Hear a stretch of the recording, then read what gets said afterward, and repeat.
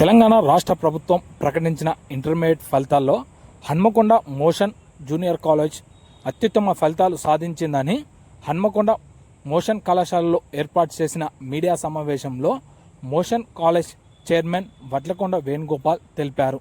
ఈ సందర్భంగా వారు మాట్లాడుతూ రాష్ట్ర స్థాయిలో అత్యుత్తమ ఫలితాలు సాధించడం జరిగిందని, రాష్ట్ర స్థాయి ర్యాంకులు కూడా సాధించడం జరిగిందని, ప్రథమ ద్వితీయ సంవత్సర విద్యార్థులు మంచి ప్రతిభను సాధించారని అన్నారు.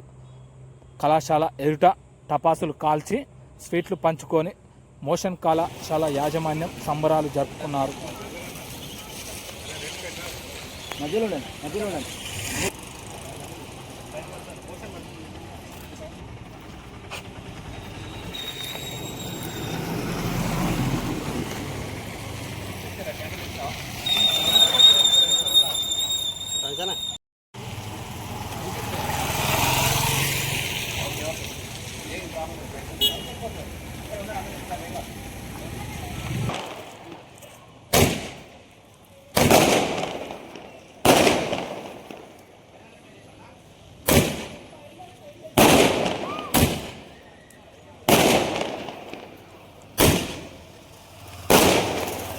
రాష్ట్ర ప్రభుత్వం ప్రకటించిన ఇంటర్మీడియట్ మొదటి మరియు రెండవ సంవత్సరం ఫలితాల్లో రాజస్థాన్ కోట మోషన్ జూనియర్ కాలేజీ నైన్మర్ హన్మకొండ విద్యార్థులు ప్రబంధాన్ని సృష్టించడం జరిగింది.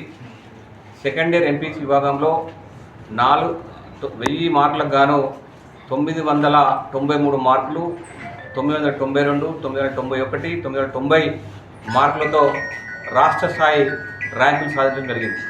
అలాగే ఫస్ట్ ఇయర్ ఎంపీసీ విభాగంలో 470 మార్కులకు గాను 467 మార్కులు ముగ్గురు విద్యార్థులు, 466 మార్కులు 465 మార్కులు 5 విద్యార్థులు సాధించి రాష్ట్ర స్థాయిలో 2వ, 3వ, 4వ వరుస ర్యాంకులు సాధించడం జరిగింది.